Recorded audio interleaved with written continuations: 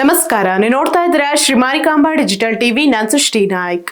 ಶಿಗ್ಗಾವಿ ತಾಲೂಕಿನ ತಹಶೀಲ್ದಾರ್ ಕಚೇರಿ ಎದುರು ಅಪರೂಪದ ಪ್ರತಿಭಟನೆಯೊಂದು ನಡೆಯಿತು.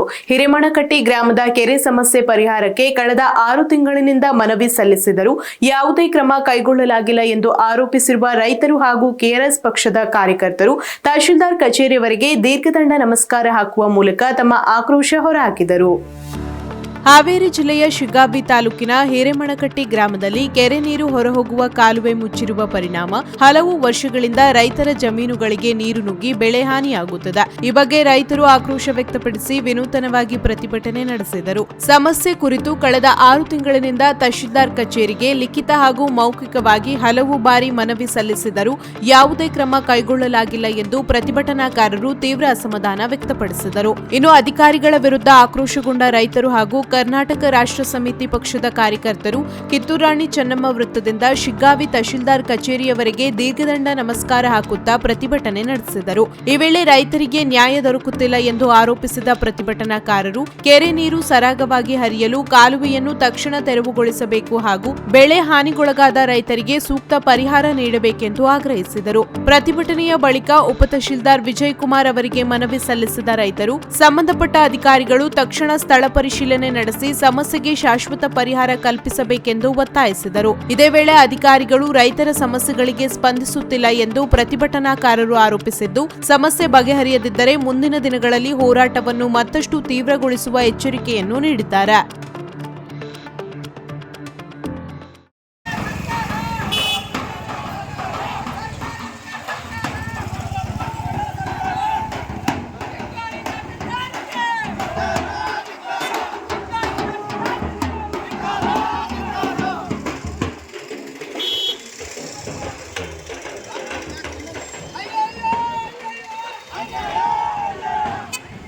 ಇಲ್ಲಿ ತನಕ ತಹಶೀಲ್ದಾರ್ ಬಂದು ಹೋದ್ರಿ, ಬರೋದು 3 ಸಲ ಯಾಕೆ 3 ಸಲ ಬಂದು ಹೋದ್ರೂ ಯಾವುದೇ ಥರದಿಂದಲೂ ನಾವು ಬಂದು ನೋಡಿದ್ರೆ ಮಾಡ್ತಾನೆ ಅಂತ ಅನ್ನಾಗತ್ತಾರ. ಅದರ ಸಲುವಾಗಿ ನಾವೇನು ಮಾಡಾಗತ್ತೇವೆ, ಇವತ್ತು ಏನೋ ಕಾರಣಕ್ಕೂ ನಮ್ಮ KSR ಪಾರ್ಟಿಯವರು KRSನವರು ನಾವು ರೈತರು ಇದನ್ನು ಪ್ರತಿಭಟನೆ ಮಾಡ್ಬೇಕಂತೇಳಿ ಇಟ್ಟವು ನೋಡ್ರಿ. ಈಗ 300 ಎಕರೆ ಜಮೀನು ಒಂದೇ ಮಳೆ ಆದ್ರೆ ಹೊರಬೀಳ್ತೈತ್ರಿ. 300 ಎಕರೆ ಜಮೀನಿಗೆ ಏನು ಪರಿಹಾರ ಕೊಡ್ತಾರನ್ನು ತಹಶೀಲ್ದಾರ್ ಕೇಳೋನಲ್ರಿ. ಅದಕ್ಕೆ ಏನೈತಿ ಈಗ ಮಾಡಂಗಿಲ್ಲ ಅಂತಿದ್ದಾರೆ. ಮಾಡಂಗಿಲ್ಲ ಅಂದ್ರೆ ಏನೈತೆ ಮುಂದೆ ನೋಡೋನು. ಇಲ್ಲಿಲ್ಲ ಅಂದ್ರೆ 1 ಎಕರೆಗೆ 1 ಲಕ್ಷ ರೂಪಾಯಿ ಪರಿಹಾರ ಕೊಡ್ಲಿ, ಎಲ್ಲ ರೈತರಿಗೂ ಕೊಡ್ಲಿ, ನನಗ ಒಬ್ಬಂಗಂತೇನಿಲ್ಲ. ಮತ್ತೀಗ ಅವ್ರು ಮಾಡ್ತೇನೆ ಅಂತ ಹೇಳಿದಾರೆ. ಮಾಡ್ತೇನೆ ಅಂತ ಹೇಳಿ 3 ಸಲ ಆತ್ರಿ.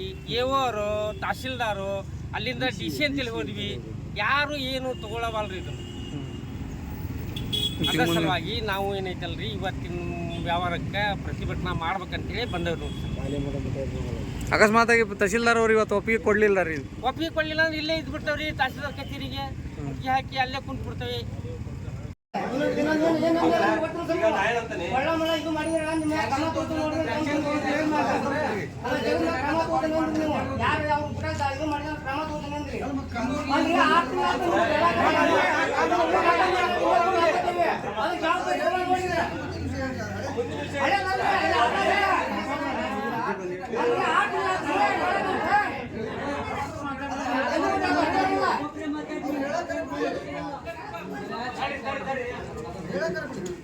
ಅದೇ ಸರ್, ಈಗ ನೀವು ತೆರವುಗೊಳಿಸ್ತೀವಿ 22 ದಿವಸದೊಳಗೆ ತೆರವುಗೊಳಿಸ್ತೀನಿ ಅಂತಂದ್ರೆ ನಮ್ಗೆ ಪ್ರೊಸೀಜರ್ ಮಾಡಕ್ಕೆ 7 ದಿನ ನೋಟಿಸ್ ಕೊಡಬೇಕು. ಅಲ್ಲ ಸರ್, ಈಗ ನೀವು 7 ದಿವಸ ಅಂತ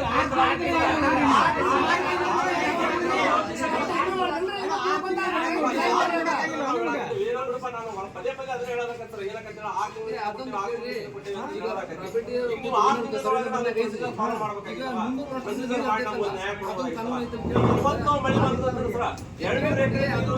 ಆದ್ರೆ ತಹಶೀಲ್ದಾರ್ ಬಂದಾರ್ರಿ. ಬಂದರು ಹೊಳ್ಳಿ ಅವ್ರು ಏನಾರ ಕೇಳಿದ್ರೆ ನಿಮ್ಮ ಮ್ಯಾಗ ಆ್ಯಕ್ಷನ್ ತೊಗೋಬೇಕಾಯ್ತು. ಮುಂದೆ ಎಲ್ಲಾರು ಹೋದ್ರೆ ನೀವು ಮುಂದೆ ಹೋದ್ರೆ ವಯಸ್ಸಾಗೈತೆ ನಿಮ್ಗೆ ಆ್ಯಕ್ಷನ್ ತೊಗೋತಾನೆ. ನಾನು ಅವ್ರ ಜಗದ ಮ್ಯಾಗ ನಾವು ಅಲ್ಲೇ ತೆರವುಗೊಳಿಸ್ಕೊಡ್ತೇನೆ ಅಂತ ಹೇಳಿದ್ರಿ.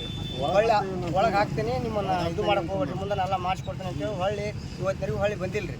ಈಗ 6 ತಿಂಗಳಿಂದ ಹೇಳಿದ್ರು. ಇದನ್ನ ಹೇಳ್ಕೊಂತ ಬಂದಾರ್ರಿ.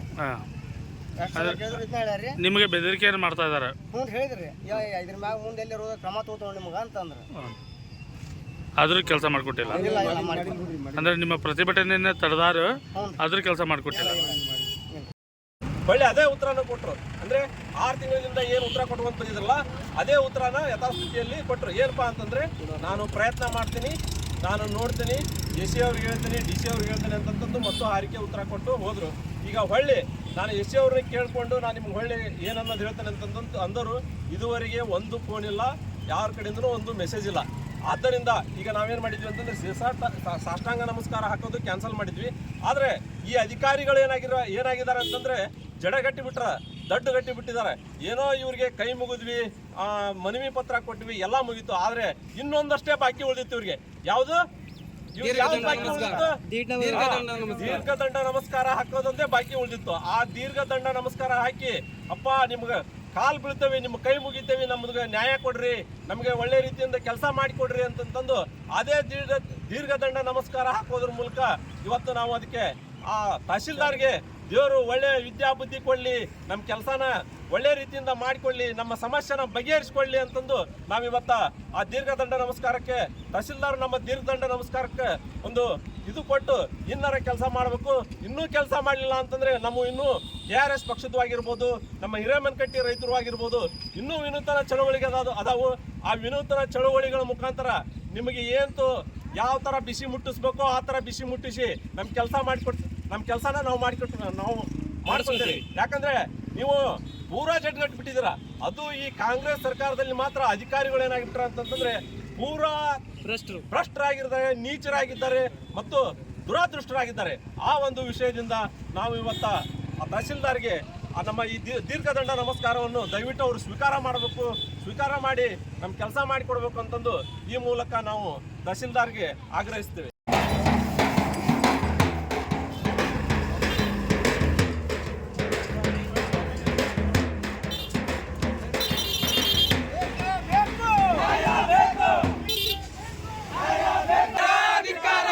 ರೈತರ ಕೆಲಸ ಮಾಡಿದ ತಹಶೀಲ್ದಾರ್ ಅವರಿಗೆ ಬೇಕೇ ಬೇಕು, ನ್ಯಾಯ ಬೇಕು.